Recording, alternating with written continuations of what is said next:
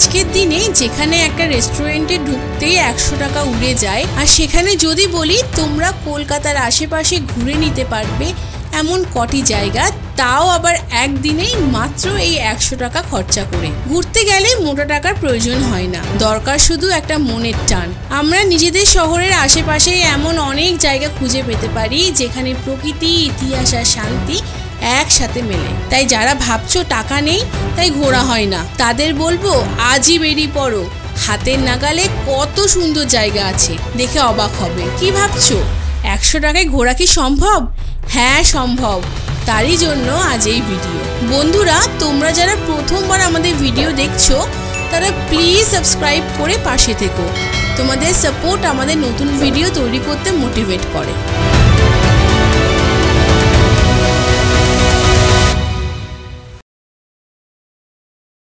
শিয়ালদা থেকে সকাল সকাল যে কোনো নৈহাটিগামী লোকাল ট্রেন ধরে চলে আসো নৈহাটি। শিয়ালদা থেকে নৈহাটি ট্রেনের ভাড়া মাত্র 10 টাকা। নৈহাটি স্টেশনে 6 নম্বর প্ল্যাটফর্ম থেকে বেরিয়েই পেয়ে যাবে অটো এবং টোটো স্ট্যান্ড। সেখান থেকে মাত্র 15 টাকা ভাড়া দিয়ে চলে এসো মাদ্রাল হনুমানজির মন্দিরে। এখানে 2 চাকা ও 4 চাকা গাড়ি রাখার সুব্যবস্থা রয়েছে। মন্দির প্রবেশের পথেই তোমরা দেখতে পাবে একটি গণেশের মন্দির। এই মন্দিরের বাঁদিকে লাইন দিয়ে দেখতে পাবে পুজোর ডালার দোকান। এখানে তোমরা দেখতে পাবে পশ্চিমবঙ্গের একমাত্র শায়িত হনুমানজি। এই মন্দিরের সামনেই রয়েছে একটি নাট মন্দির, যার মাঝে রয়েছে একটি যজ্ঞকুণ্ড। মঙ্গলবার ও শনিবার এখানে ভক্তদের ভিড় একটু বেশিই হয় অন্যান্য দিনের তুলনায়। এখানে হনুমানজি 22 ফুট লম্বা এবং 10 ফুট গভীরে শায়িত অবস্থায় রয়েছেন। মোটামুটি সারাদিনই মন্দির খোলা থাকে। কর্তৃপক্ষের কাছে জানতে পারলাম সকাল 7টায় খোলা হয় এই মন্দির আর রাত 8টায় বন্ধ হয়।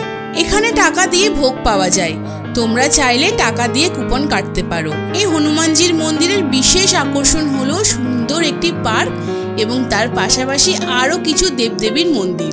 এখানে সুন্দর বোটিং এর ব্যবস্থাও রয়েছে, কিন্তু সব সময় ওপেন থাকে না। পার্কে সোজাসুজি হেঁটে গেলে তোমরা দেখতে পাবে একটি শিব মন্দির।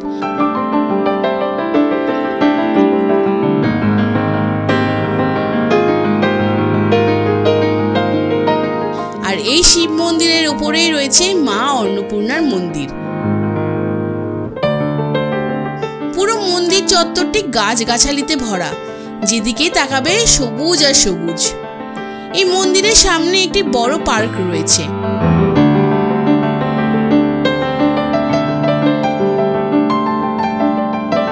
হনুমানজির মন্দিরের ঠিক পাশেই রয়েছে রাম মন্দির এবং রাধাকৃষ্ণের মন্দির।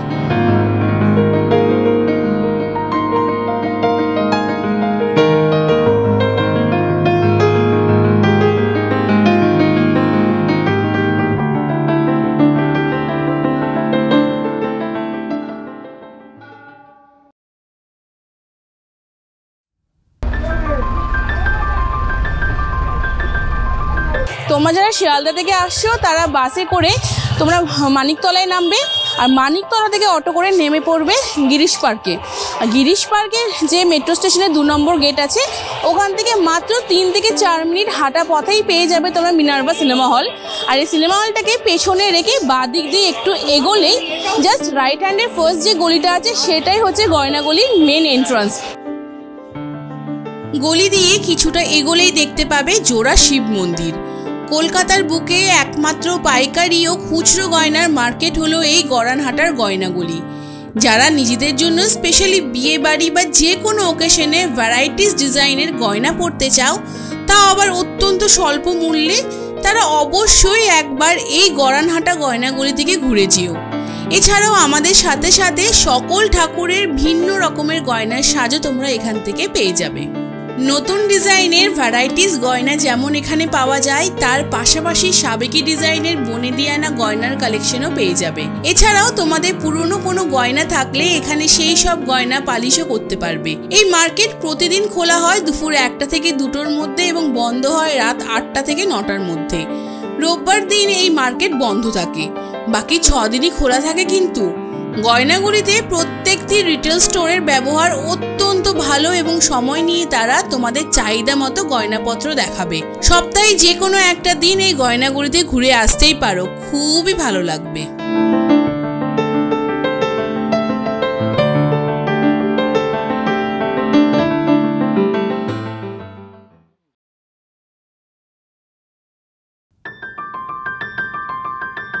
হাওড়া থেকে বর্ধমান মেন অথবা কর্ড লাইন ধরে চলে আসো বর্ধমান স্টেশনে।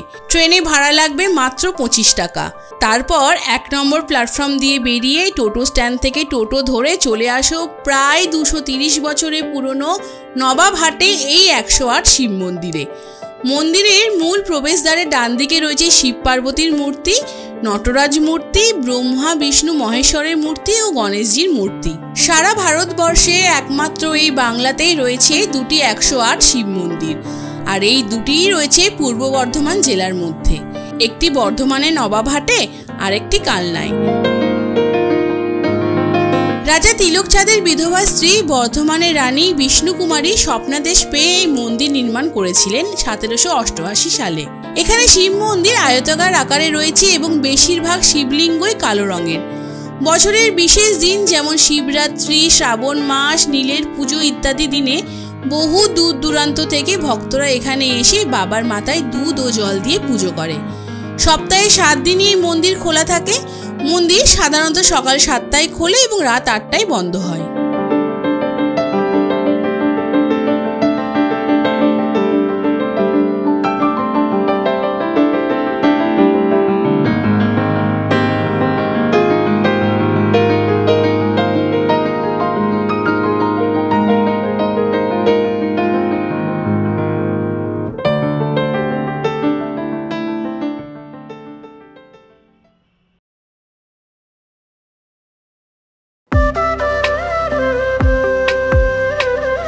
এবার আমরা যাব হুগলি জেলার প্রায় 400 বছরের পুরনো এক ঐতিহাসিক মন্দিরে, যাকে বলা হয় দ্বিতীয় নিধুবন। তাই আমরা বেরিয়ে পড়লাম হাওড়া বর্ধমান মেন লাইনে লোকাল ট্রেন ধরে বইচির উদ্দেশ্যে। ট্রেন ভাড়া পড়লো 15 টাকা। বইচি প্ল্যাটফর্মে নেমে ওভারব্রিজ ধরে আসতে হবে 4 নম্বর প্ল্যাটফর্মের বাইরে। সেখান থেকে একটা টোটো ভাড়া করে তোমাদের আসতে হবে নারকেলডাঙ্গা গ্রামের রাখাল রাজার মন্দিরে। টোটো ভাড়া লাগবে 30 টাকা করে। এই মন্দিরে যাবার পথে তোমরা দেখে নিতে পারো প্রায় 500 বছরের পুরনো জগৎগৌরী মাতার মন্দির। কপাল ভালো থাকলে তোমরা মায়ের দর্শনও পেতে পারো, কারণ বছরে 6 মাস তিনি সারা গ্রাম ঘুরে বেড়ান এবং বাকি 6 মাস এই মন্দিরেই থাকেন। এরপর যাবার পথে তোমরা মন্দিরের তোরণ পাবে, আর তার একটু পরেই দেখতে পাবে একটি ছোট্ট গ্রাম্য লোকনাথ বাবার মন্দির। এই লোকনাথ বাবার মন্দির থেকে একটু এগোলেই তোমাদের চোখে পড়বে গ্রাম্য পরিবেশে ঘেরা এই রাখাল রাজার মন্দির।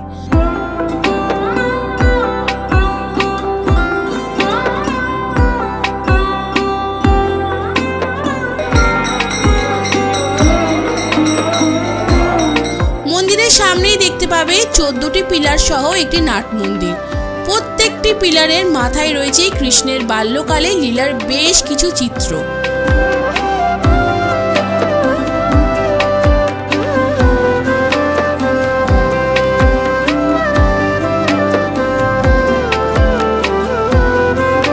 এছাড়াও তোমরা এখানে দেখতে পাবে কৃষ্ণের ছোটবেলার নানান কীর্তি, যা মূর্তি আকারে রয়েছে। এখানে একটি সুন্দর পিকনিক স্পটও তোমরা দেখে নিতে পারো। এখানে ভোগেরও ব্যবস্থা আছে, কিন্তু তার জন্য মূল্য ধার্য করা হয়। এখানে ভোগ মাটিতে এবং চেয়ার টেবিলে বসে খাওয়ানোর ব্যবস্থা আছে। বিকেলের পর এই মন্দির চত্বরে সকলের প্রবেশ নিষেধ, কারণ সবাই মনে করে যে সূর্য ডোবার পরে রাখাল রাজার শয়ন এখানে গরু চড়ায়, তাই একে দ্বিতীয় নিধুবন বলা হয়। প্রকৃতির মাঝখানে এই শান্ত নিরিবিলি পরিবেশে একটা দিন তোমরা অনায়াসেই কাটাতে পারো।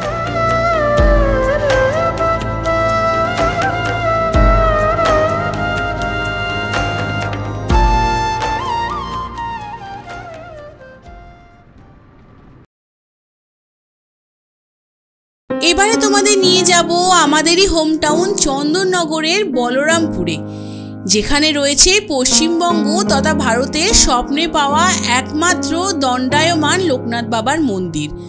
স্থানীয় লোকেরা এটিকে আশ্রমও বলে থাকে। হাওড়া থেকে ব্যান্ডেলগামী যে কোনো লোকাল ট্রেনে করে 10 টাকার টিকিট কেটে নেমে পড়ো চন্দননগরে। 3 নম্বর প্ল্যাটফর্মের পাশেই দেখতে পাবে অটো স্ট্যান্ড। নসিবপুরগামী যে কোনো অটোতে উঠেই বলতে হবে বলরামপুর লোকনাথ মন্দির যাব। সময় লাগবে 7 থেকে 10 মিনিট আর ভাড়া লাগবে 25 টাকা।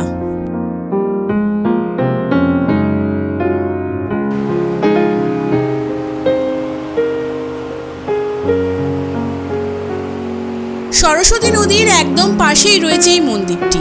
খুব শান্ত নিরিবিলি পরিবেশের মধ্যে এই মন্দিরটি থাকায় তোমরা এখানে এসে খুব শান্তি ফিল করবে। মন্দিরের আশেপাশে খুব সুন্দর বাগান রয়েছে।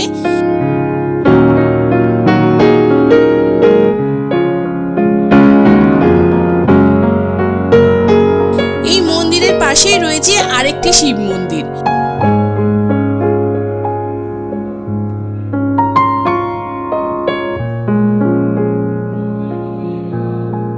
মন্দির চত্বরটি একটি প্রাইভেট প্রপার্টি এবং এই প্রপার্টির মধ্যে রয়েছে একটি গেস্ট হাউস।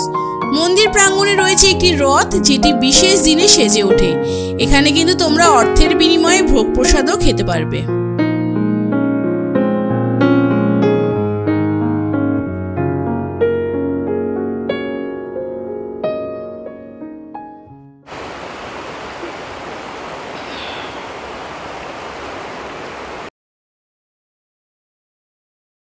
এবার তোমাদের নিয়ে যাব বৈচি গ্রামের আরেকটি দর্শনীয় এবং খুব জনপ্রিয় কালী মন্দিরে, যেখানে দূর দূরান্ত থেকে বহু মানুষ আসে তাদের জীবনের নানান সমস্যার সমাধানের আশায়।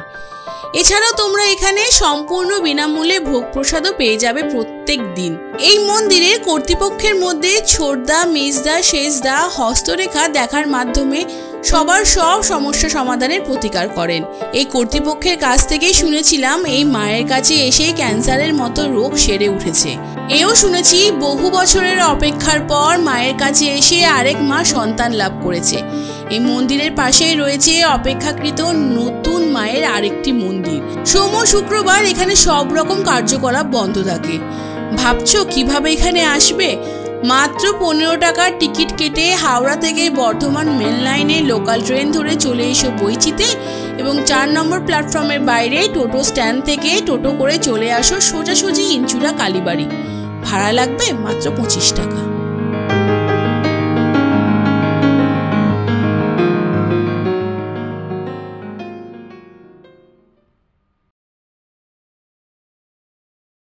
এবারে যাব হাওড়া থেকে হাওড়া কাটোয়া লোকাল ট্রেন ধরে অম্বিকা কালনা স্টেশন, যার দূরত্ব 80 কিলোমিটার। সময় লাগবে প্রায় 2 ঘন্টার মতন এবং ট্রেনের ভাড়া পড়বে 20 টাকা। স্টেশনে নেমে টোটো ধরে আগে নিয়ে যাব কালনা জাগ্রত সিদ্ধেশ্বরী কালীবাড়ি। এই জাগ্রত কালী মন্দিরটি জোর বাংলা ধাঁচে তৈরি। এই মন্দিরের বাইরের দেওয়ালে অনেক পোড়ামাটির কাজ রয়েছে। এছাড়াও এই মন্দির প্রাঙ্গণে 5টি শিব মন্দির রয়েছে। দেবী বিগ্রহ নিমকাঠের তৈরি এবং উচ্চতা 5 ফুটের মতন। প্রত্যেক বছরের বৈশাখ মাসের শেষ শনিবার বাৎসরিক পূজা হয়। এই পুজোর প্রচলন করেছিলেন এক জনৈক সাধু ভবা পাগলা। এখান থেকে চলে আসলাম আমরা কালনা শহরের গুরুত্বপূর্ণ পর্যটক কেন্দ্র নবকৈলাস মন্দির বা 108 শিব মন্দিরে। 1809 খ্রিস্টাব্দে মহারাজ তেজচন্দ্র বাহাদুর এই 108 শিব মন্দিরটি নির্মাণ করেছিলেন। 2টি বৃত্তাকারে মন্দিরগুলি রয়েছে। ছোট বৃত্তটিতে 34টি মন্দির এবং বড় বৃত্তটির মধ্যে রয়েছে 74টি মন্দির। সম্ভবত জপমালার ন্যায় মন্দিরগুলি নির্মাণ করা হয়েছিল। এর বিপরীতেই রয়েছে রাজবাড়ি কমপ্লেক্স। ঢুকেই প্রথমে বাঁদিকে পড়বে প্রতাপেশ্বর মন্দির, এর পাশেই রয়েছে ভগ্নপ্রায় রাসমঞ্চ, আর একটু এগোলেই রয়েছে বিশালাকার লালজির মন্দির। এখানেই রয়েছে গিরি গোবর্ধন মন্দির। এই মন্দিরের বাঁদিকে রয়েছে রূপেশ্বর মন্দির এবং তার কিছুটা দূরেই রয়েছে কৃষ্ণচন্দ্রজির মন্দির। পুরো কমপ্লেক্সটি ঘুরতে প্রায় 2 ঘন্টা সময় লাগবে।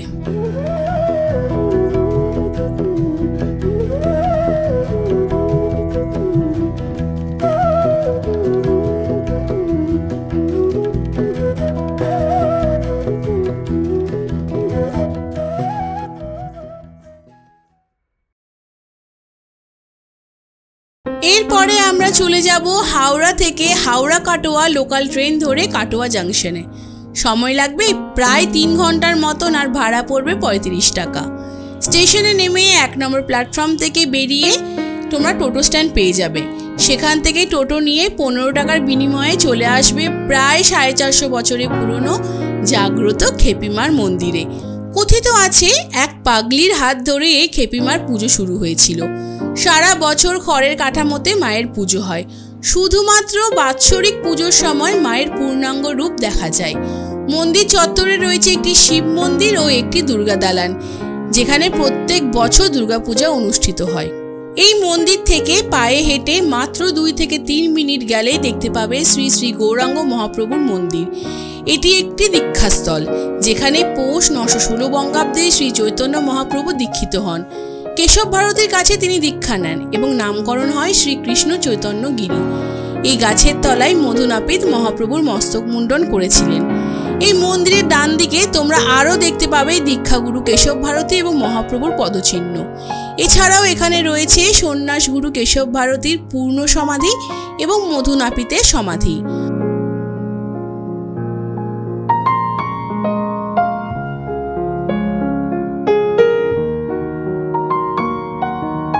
মন্দিরের সামনেই রয়েছে একটি বড় নাট মন্দির। একদিনের ছুটিতেই এরকম মাত্র 100 টাকার মধ্যে তোমরা ঘুরে আসতেই পারো এই পবিত্র স্থানটি।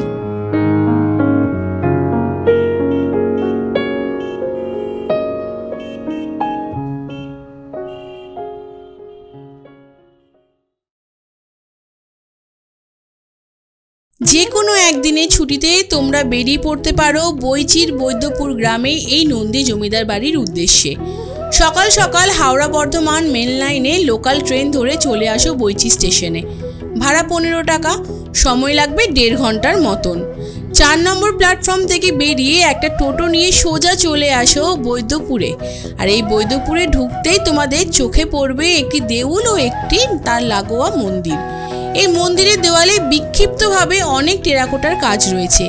জানা যায় গঙ্গারাম নামক এক ব্যক্তি 1599 সালে এই মন্দিরটি শ্রী নরসিংহদেবকে উৎসর্গ করেন।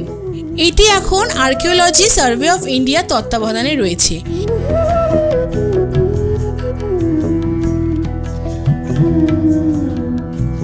এর পাশেই রয়েছে বৈদ্যপুরের রাসমঞ্চ। রাস উৎসবে প্রচুর লোক এখানে জমায়েত হয়। একটু এগোলেই তোমরা দেখতে পাবে নন্দী জমিদার বংশের কাছারি বাড়ি। প্রায় 250 বছরের পুরনো এই কাছারি বাড়িটি দেখলেই বোঝা যায় কত বছরের ইতিহাস না জানি রয়েছে এর মধ্যে।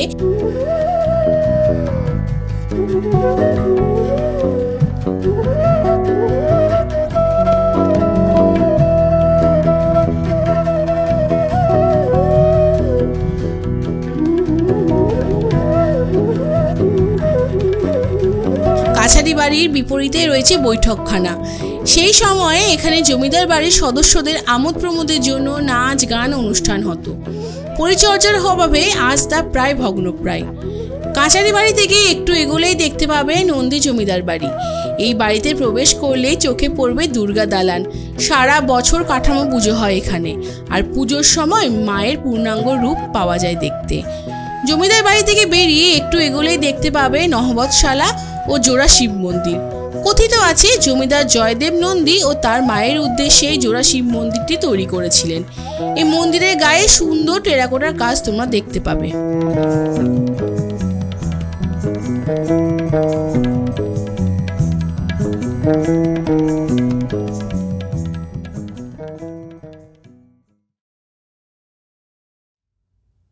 এবারে আমরা যাব হাওড়া থেকে কাটোয়া লোকাল ধরে মাত্র 20 টাকার বিনিময়ে গুপ্তিপাড়ায়। এখানে রয়েছে বৃন্দাবন চন্দ্র মঠ, দেশকালী মাতার মন্দির এবং বাংলার প্রথম বারোয়ারি পূজার উৎসস্থল বিন্দুবাসিনী বারোয়ারি পূজা কমিটি। স্টেশন থেকে বেরিয়ে টোটো করে প্রথমে চলে আসো বৃন্দাবন চন্দ্র মঠে। টোটো ভাড়া নেবে 20 টাকা। এখানে রয়েছে প্রাচীন কয়েকটি আটচালা মন্দির।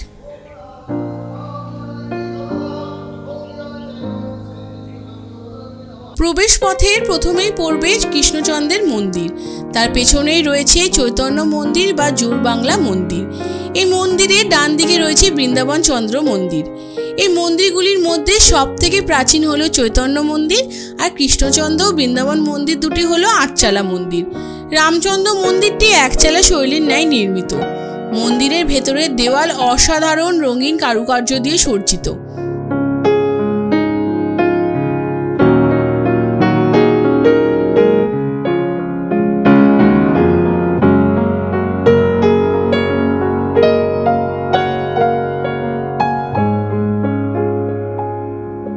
রামচন্দ্র মন্দিরটির দেওয়ালে টেরাকোটার ছোঁয়া পাওয়া যায়।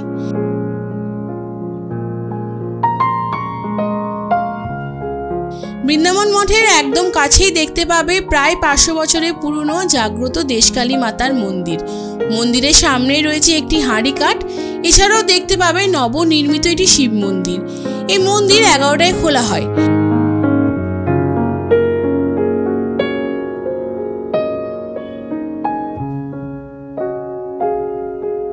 এই মন্দির পাশ দিয়ে কিছুটা গেলেই দেখতে পাবে বাংলার প্রথম বারোয়ারি জগদ্ধাত্রী পূজা কমিটি। এছাড়াও এই গুপ্তিপাড়ায় রয়েছে বিখ্যাত কবিয়াল ভোলা মায়েরার বাড়ি।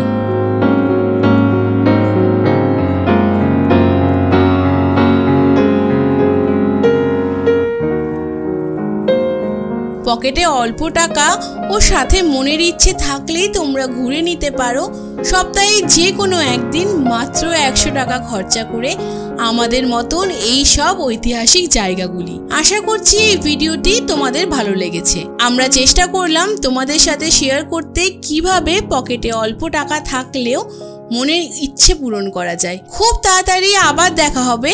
আজকে এই পর্যন্তই। Tata, have a good day.